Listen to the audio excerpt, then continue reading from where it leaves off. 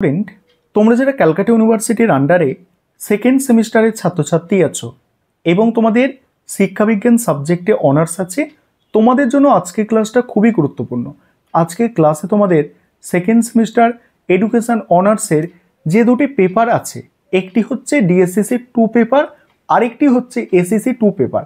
এই দুটি পেপারের 100% কমনযোগ্য সাজেশন নিয়ে আলোচনা করব। এবং তোমরা যারা ইংলিশ ভার্সনের স্টুডেন্ট আছো, তোমরাও আজকে ক্লাসটা দেখো, কারণ সাজেশনটা বাংলার পাশাপাশি ইংরাজিতেও থাকছে। চলো আমি তাহলে স্ক্রিন রেকর্ডের মাধ্যমে সম্পূর্ণ সাজেশন আলোচনা করছি। তোমাদের দুটি পেপারের তোমরা সম্পূর্ণ সাজেশন দেখে নাও। এবারে তোমরা সম্পূর্ণ সাজেশনটা দেখে নাও। প্রথমে ডিএসসিসি 2 পেপারের সাজেশনটা দেখো। 10 নম্বরের প্রশ্ন প্রথমে সাজেশন আকারে দেখো। প্রথম ইউনিট থেকে 10 নম্বরের প্রশ্ন দেখো। প্রথম প্রশ্ন হচ্ছে শিক্ষা মনোবিজ্ঞান কি, এদের মধ্যে সম্পর্ক আলোচনা করো। দ্বিতীয় প্রশ্ন শিক্ষা মনোবিদ্যা কি, এর প্রয়োজনীয়তা ও শিক্ষাক্ষেত্রে ভূমিকা লেখো। 3 নম্বর প্রশ্ন শিক্ষা মনোবিদ্যার প্রকৃতি ও পরিধি আলোচনা করো। 4 নম্বর হচ্ছে শিখনের সংজ্ঞা ও বৈশিষ্ট্য লেখো। এবং 5 নম্বর হচ্ছে বিস্মৃতি কাকে বলে, এর কারণ ও নিরসনের উপায় লেখো। এখানে দেখো টোটাল তোমাদের 5টা প্রশ্ন দেওয়া আছে, তার মধ্যে 4টে প্রশ্ন স্টার দিয়ে চিহ্নিত করা আছে। তবে আমি তোমাদের সাজেস্ট করব এই 5টা প্রশ্ন অতি অবশ্যই দেখে যাও, ঠিক আছে। তারপরে দেখো 2 নম্বর ইউনিট থেকে 10 নম্বরের জন্য যে প্রশ্নগুলো তৈরি করবে দেখে নাও। প্রথম প্রশ্ন বান্দুরার সামাজিক শিখন তত্ত্বটি আলোচনা করো। বান্দুরার সামাজিক শিখন তত্ত্বটি আলোচনা করো। পরের প্রশ্ন আছে এরিকসনের মনোসামাজিক বিকাশ সম্পর্কে আলোচনা করো। 3 নম্বর কোহলবার্গের নৈতিক বিকাশের তত্ত্বটি আলোচনা করো। কোহলবার্গের নৈতিক বিকাশের তত্ত্বটি আলোচনা করো। পরের প্রশ্ন পিয়াজের জ্ঞানমূলক বিকাশের তত্ত্বটি সংক্ষেপে বর্ণনা করো। তারপরের প্রশ্ন সামাজিক বিকাশ বলতে কি বোঝো, ভাইগাটস্কির সামাজিক বিকাশের তত্ত্বটি সংক্ষেপে লেখো। এখানেও 5টা প্রশ্ন দেওয়া আছে, যেগুলো অধিক গুরুত্বপূর্ণ, তার সেই প্রশ্নগুলোর স্টার সংখ্যা কিন্তু বেশি আছে। দেখো 3 নম্বর ইউনিট এবার আলোচনা করব। একটা বিষয় এখানে বলে নিই, তোমাদের জন্য স্টাডি মেটেরিয়াল তৈরি আছে সেকেন্ড সেমিস্টার। তোমরা যদি কেউ স্টাডি মেটেরিয়াল পারচেস করতে চাও, নিচে স্ক্রিনে দেওয়া নম্বরে যোগাযোগ করে স্টাডি মেটেরিয়াল পারচেস করে নিতে পারো। এবারে এখানে 3 নম্বর ইউনিট থেকে দেখো বুদ্ধির সংজ্ঞা দাও, বুদ্ধি পরিমাপের একটি আদর্শায়িত অভিক্ষা বর্ণনা করো। পরের প্রশ্ন গিলফোর্ডের বুদ্ধিমত্তার তত্ত্বটি সংক্ষেপে লেখো। নেক্সট আছে এর সঙ্গেই যে এই তত্ত্বের শিক্ষাগত তাৎপর্য উল্লেখ করো। তারপরের প্রশ্ন স্পিয়ারম্যানের বুদ্ধির দ্বি উপাদান তত্ত্ব লেখো, একদমই মোস্ট ইম্পর্টেন্ট প্রশ্ন। তারপরে পাক্ষবিক বুদ্ধির ধারণাটি লেখো। নেক্সট আছে বুদ্ধির অভিক্ষার শ্রেণীবিভাগ করো।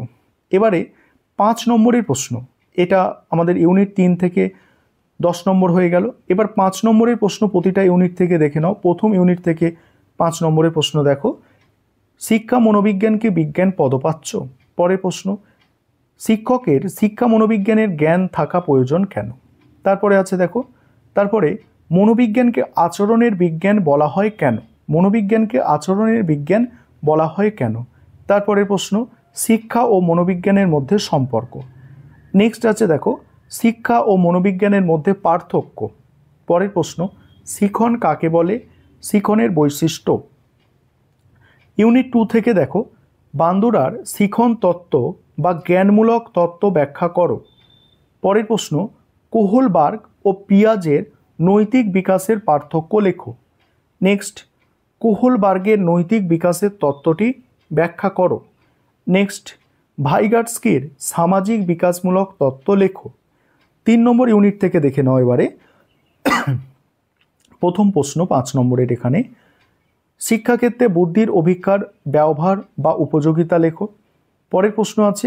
পরের প্রশ্ন স্পিয়ারম্যানের দ্বি উপাদান তত্ত্ব আলোচনা করো। নেক্সট বুদ্ধাঙ্ক বলতে কি বোঝো, আর বুদ্ধির ধারণা। এবারে এসইসি যে পেপারটি আছে তোমাদের, দেখো এসইসি 2 পেপার, ঠিক আছে। এসইসি 2 পেপার থেকে যে প্রশ্নগুলো তৈরি করতে হবে, দেখো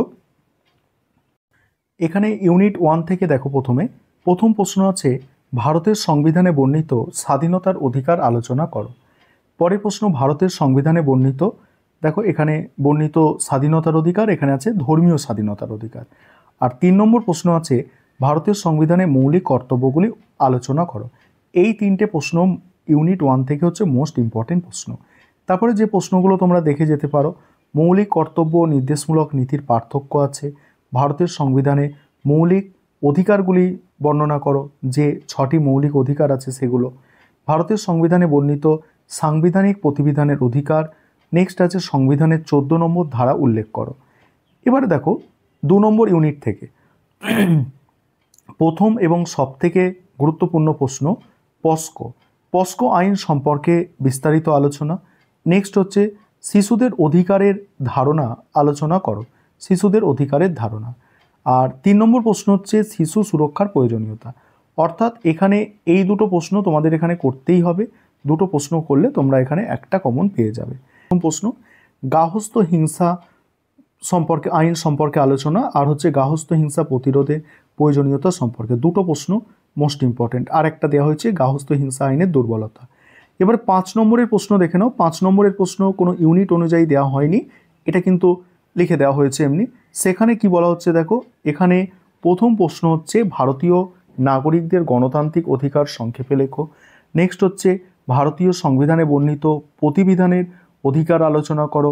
নেক্সট হচ্ছে ভারতের সংবিধানে বর্ণিত স্বাধীনতার অধিকার, ভারতের সংবিধানে বর্ণিত সাম্যের অধিকার, ভারতের সংবিধানে বর্ণিত নির্দেশমূলক নীতির বৈশিষ্ট্য, ভারতের শিশুদের যৌন নির্যাতনের কারণ ও গৃহীত পদক্ষেপ। নেক্সট বিশ্ব স্বাস্থ্য সংস্থার মতে শিশু নির্যাতনের শ্রেণীবিভাগ। নেক্সট গার্হস্থ্য হিংসার প্রকৃতি। নেক্সট গার্হস্থ্য হিংসা প্রতিরোধের প্রয়োজনীয়তা সংক্ষেপে লেখো। নেক্সট বিভিন্ন প্রকার গার্হস্থ্য হিংসা সম্পর্কে লেখো। এবার তোমরা যারা ইংলিশ ভার্সানের স্টুডেন্ট আছো, তোমরা এসিসি পেপারের ইংলিশ ভার্সানের প্রশ্নটা দেখে নাও। আর আমাদের কিন্তু ইংলিশ ভার্সানেও স্টাডি মেটেরিয়াল পাওয়া যায় বাংলা ভার্সানের পাশাপাশি। তোমরা যারা স্টাডি মেটেরিয়াল পারচেস করতে ইচ্ছুক, তোমরা স্ক্রিনে দেওয়া নম্বরে যোগাযোগ করতে পারো।